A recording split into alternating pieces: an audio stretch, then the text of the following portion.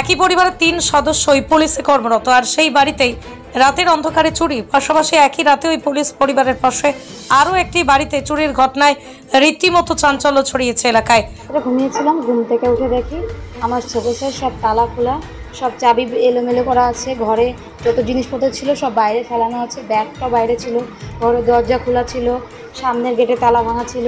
আমি ঘুম থেকে উঠে দেখি যে ঘরের ভিতর কিছু নেই, আমার সোনা, আমার আংটি, কানের শাখা বাঁধানো, পলা বাঁধানো, সব কিছুই দেখি না। শুক্রবার গভীর রাতে ঘটনাটি ঘটেছে গাইঘাটা থানার উত্তর বকচড়া 1 নম্বর টালি কারখানা এলাকায়। খবর পেয়ে ঘটনার তদন্ত শুরু করেছে গাইঘাটা থানার পুলিশ। পরিবারের অভিযোগ, চোরের দল রাতের অন্ধকারে বাড়িতে ঢুকে স্প্রের মতো কিছু ছড়িয়েছিল। রাতেই পরিবারের 3 পুলিশ কর্মী সদস্যই বাড়ি ছিলেন না।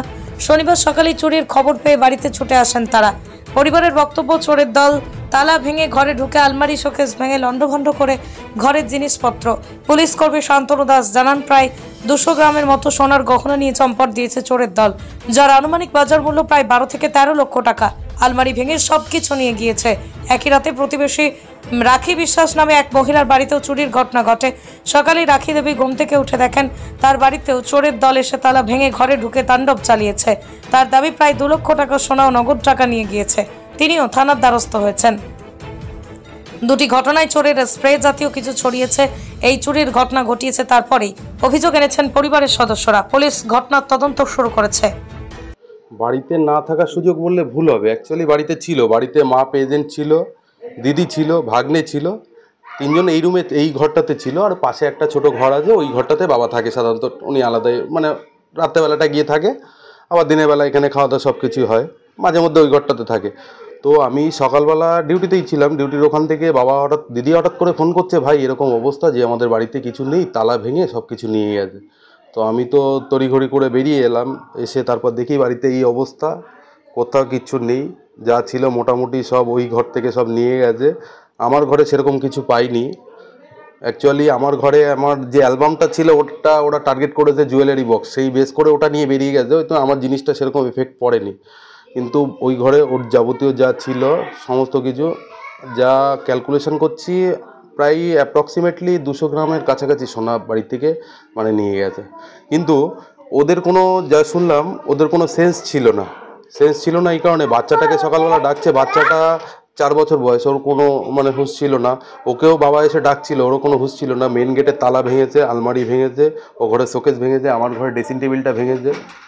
তো ভাঙার পরে ইভেন ওর যে ইউনিফর্ম, আমি দিদি দুজনই পুলিশে আছি, তো ও ডিউটিতে ছিল, ডিউটি করে কালকে ফিরেছে, আমি ডিউটিতে ছিলাম। ওর ইউনিফর্মটা নিয়ে গিয়ে বাইরে ফেলেছে, ওর ফোনটা নিয়ে গিয়ে বাইরে ফেলেছে। হয়তো কি মনে হয়েছে জানি না, যেই করুক না কেন সচেতনভাবে করেছে যে ফোনটা নিয়ে গেলে পরবর্তীকালে প্রবলেম হতে পারে, ফোনটা নিয়ে গিয়ে বাইরে ফেলেছে। আর সমস্ত কাগজপত্র এলোমেলো। সকালবেলা আমরা উঠেছি, উঠে দেখছি যে আমি আগে উঠেছি, উঠে আমি কলা থালা বাসন ধরছি, বৌমা দুটো ব্যাগ ওই ফেলানো, তো বৌমা উঠিনি। তা আমি মনে মনে ভাবছি কি ব্যাগ দুটো ছিঁড়া মনে হয় বৌমা ফেলিয়ে দিয়েছে।